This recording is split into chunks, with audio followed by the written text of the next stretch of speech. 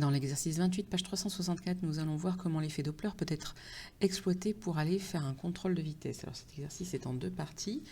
On va commencer tout de suite par la partie 1, partie qui nous demande finalement d'aller faire une analyse dimensionnelle, parce que vous voyez qu'on nous donne ici l'expression des ondes reçues par le véhicule en mouvement, et on vous demande de vérifier dans la question 1A que l'expression est homogène.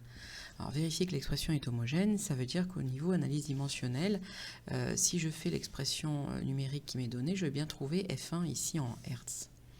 Donc nous allons faire cette analyse dimensionnelle et écrire que l'unité de F1 est donc égale à l'unité du produit FE fois C plus V sur C. Je vais séparer, je sais que l'unité d'un produit, c'est le produit des unités, donc c'est FE fois la unité de C plus V sur V. Je continue de simplifier, notamment sur la partie ici du numérateur, C plus V. Je sais que l'unité d'une somme, c'est l'unité d'un des éléments de sa somme, donc je vais prendre l'unité de C par exemple, et puis je vais diviser par l'unité de V, parce que je sais que l'unité d'un quotient, c'est le quotient des unités. Donc je peux ici maintenant remplacer par les unités, FE est en Hertz, C c'est une vitesse, elle sera en mètres par seconde, V c'est aussi une vitesse, elle sera en mètres par seconde. Je vois que tout se simplifie, il me reste comme unité pour F1 des Hertz, ce qui signifie que l'expression est bien homogène. Pour exprimer le décalage Doppler, nous allons réanalyser un petit peu la question. Donc on nous dit que le radar émet ici une onde avec une fréquence FE. Le véhicule est en mouvement par rapport au radar. La fréquence ici, la fréquence des ondes reçues sera F1 et ne sera pas la même. Elle sera différente de la fréquence des ondes émises. Donc ici, F1 c'est une fréquence d'une onde reçue. Elle n'est pas appelée FR comme ça pourrait l'être parce que l'appellation est réservée pour cette fréquence ultérieurement.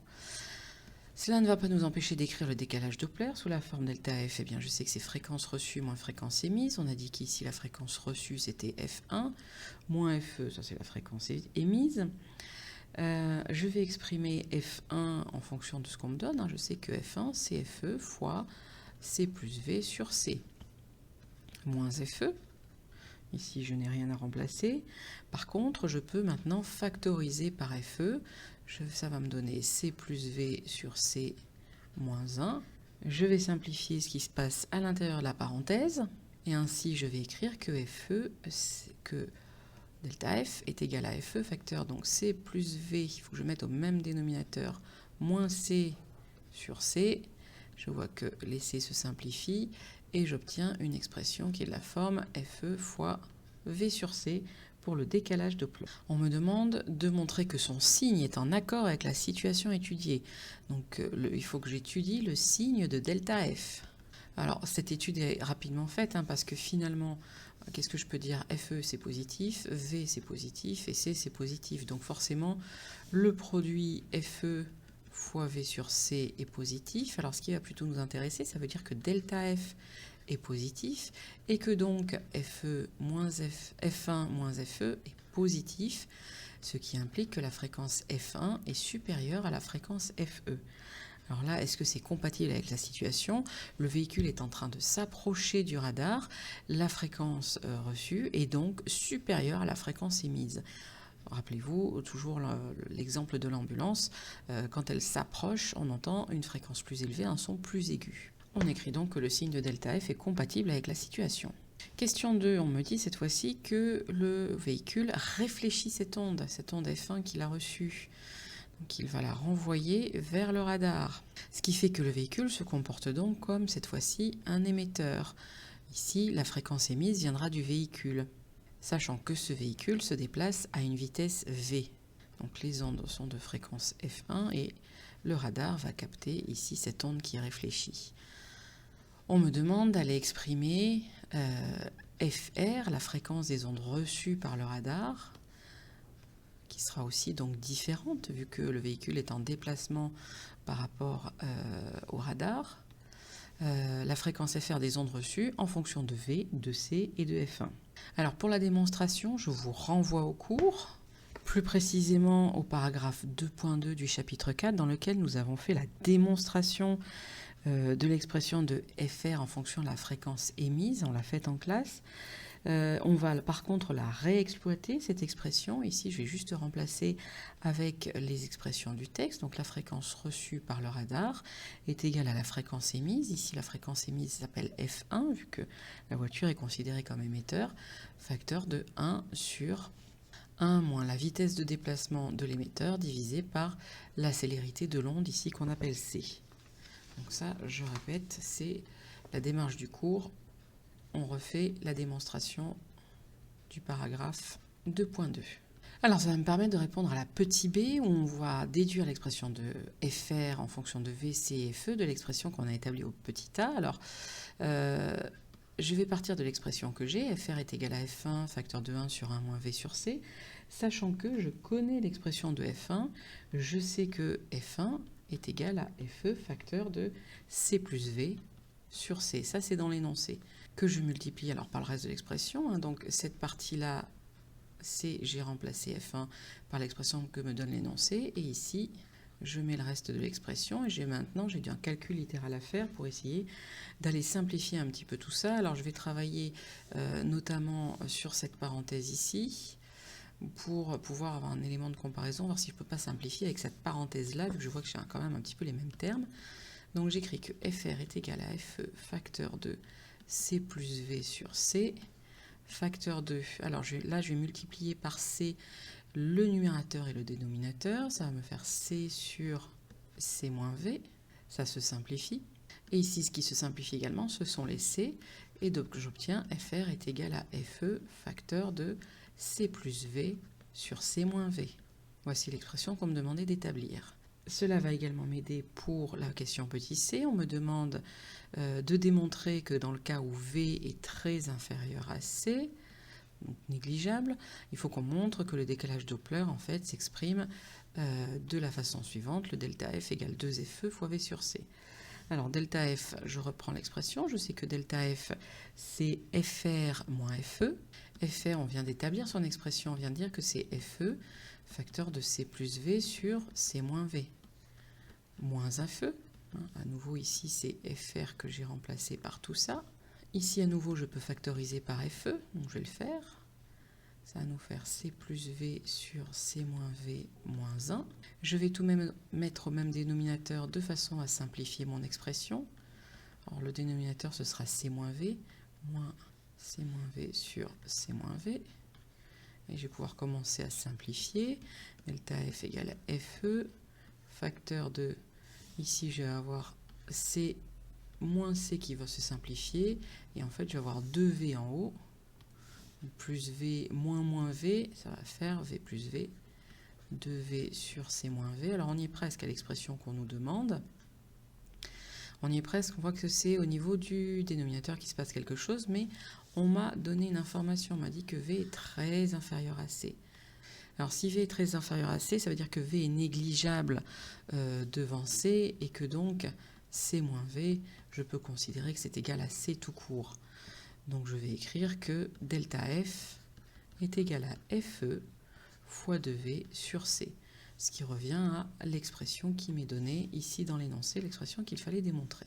On continue. Alors on nous dit que le radar est prévu pour mesurer des valeurs de vitesse de l'ordre de 10-1 mètres par seconde, et on va nous demander de trouver l'ordre de grandeur de delta F pour cette vitesse. Alors là, ça consiste en gros à faire une application numérique avec un ordre de grandeur. Donc je vais calculer delta F pour une vitesse de 10 puissance 1 mètres par seconde, sachant que FE c'est 10 puissance 10 Hertz. V, on a dit que c'est 10 puissance 1, et puis c'est la vitesse de propagation des ondes électromagnétiques, 3 fois 10 puissance 8. Cela nous donne à la calculatrice, alors pour l'instant je n'arrondis rien parce que ce qu'on demande c'est un ordre de grandeur. Je vous rappelle que pour avoir l'ordre de grandeur, on va mettre sous notation scientifique, c'est-à-dire ici 6,67 fois 10 puissance 2 Hertz, et que l'ordre de grandeur, ça va être la puissance de 10 qui est là, à condition que ce qui est devant soit plus petit que 5. Ici, je vois que 6,67 est plus grand que 5, donc ça va être l'ordre de grandeur, la puissance supérieure. 10 plus 2 plus 1, ça va faire un ordre de grandeur de 10 puissance 3 Hertz. Je vais donc pouvoir maintenant travailler sur la question B et surtout ces incertitudes, vu que là, ça va être un petit travail sur les incertitudes sur les questions qui viennent. On me demande l'ordre de grandeur de la précision nécessaire sur ΔF si je sais que la mesure de V doit être réalisée avec une incertitude type de 0,1 mètre par seconde. Alors là, on va s'aider de la donnée qui nous est fournie en fin d'exercice. À savoir donc ceci, lorsque A égale K fois B avec K connu précisément, alors l'incertitude type de A sur A est égale à l'incertitude type de B sur B. Eh bien, on va faire la même chose parce qu'on a vu que ΔF, ici, on le répète, c'est 2FE sur 2FE fois V sur C. Alors ici, quel est le cas qu'on connaît précisément? C'est C. Il n'y a pas d'incertitude ici sur la vitesse de la lumière. Il n'y a pas d'incertitude non plus sur FE que l'on connaît précisément. Donc on peut écrire que l'incertitude type sur le décalage Doppler est égale à l'incertitude sur la vitesse divisée par la vitesse. Moi, ce que je cherche, c'est l'incertitude type sur le décalage Doppler. Je vais donc écrire que c'est égal à ΔF fois U de V sur V. Et on fait l'application numérique. Alors en utilisant les ordres de grandeur, parce que finalement on n'a rien d'autre, mais ça va nous permettre d'avoir une bonne idée. Donc ΔF, l'ordre de grandeur, c'était 10 puissance 3, multiplié par donc l'incertitude type sur U de V, eh bien c'est le 0,1 mètre par seconde qui nous est fourni ici dans les données, fois 0,1, divisé par, eh bien, ici la valeur de la vitesse que l'on nous avait donnée un petit peu plus haut dans l'exercice, 10 puissance 1. Cela nous donne une incertitude sur ΔF qui doit être de l'ordre de grandeur de 10 puissance 1, donc 10 Hz. Je vais pouvoir conclure sur ces histoires d'incertitude dans la question C. Dans le cas où ΔF serait mesuré directement à partir des fréquences FE et FR, tout ceci va me permettre d'expliquer pourquoi je ne peux pas obtenir une valeur de la vitesse à 0,1 mètre par seconde. Alors on rappelle que FE est connu précisément, ce qui fait que par conséquent, l'incertitude sur FR est la même que celle sur ΔF, soit 10 puissance 1 Hz. Or, je connais l'ordre de grandeur de la fréquence reçue. Elle sera environ de 10 puissance 10 Hz comme la fréquence émise. Donc, si j'essayais de calculer l'incertitude relative avec ces valeurs, elle serait de 10 puissance 1 sur 10 puissance 10 Hz, c'est-à-dire 10 puissance moins 9 Hertz d'incertitude relative, c'est absolument impossible d'obtenir une telle précision. Je rappelle que quand on est plus petit de 5% pour l'incertitude relative, c'est-à-dire 0,05, on est déjà quand même relativement content. 10 puissance moins 9, ça va vraiment être impossible à atteindre. On attaque la partie 2 qui porte sur l'analyse du signal obtenu par le radar. Donc il ne va pas travailler directement sur les fréquences, il va y avoir une combinaison électronique des signaux reçus. Et on va travailler donc ici sur le signal qui est obtenu en sortie qui va nous permettre de remonter à la vitesse. On nous demande dans un premier temps de déterminer la période du signal obtenu. Alors ça c'est une question classique. On va travailler sur, ici j'ai un signal avec plusieurs périodes, donc je vais mesurer autant de périodes que possible. Ici j'en ai une, là j'en ai deux, là j'en ai trois et là j'en ai quatre. Je mesure que 4t est égal à 880 microsecondes, ce qui signifie que t est égal à 220 microsecondes. Je vais, dans la question B, exprimer t avec son incertitude type, vu que je sais que sur t, elle est égale à 10 microsecondes. Donc je peux écrire que t est égal à 220 plus ou moins 10 microsecondes, ça c'est ce que le texte me dit. Sauf que le décalage Doppler, je sais que ce décalage, ça va être 1 sur t. Alors, on me parle de la valeur absolue du décalage Doppler, donc je vais rester comme ceci. Je vais faire le calcul, l'application numérique. La valeur absolue du décalage Doppler est égale à 1 sur 220. Alors attention aux unités, micro c'est moins 6. Donc ici, ΔF est égal à 4,55 fois 10 puissance 3 Hz.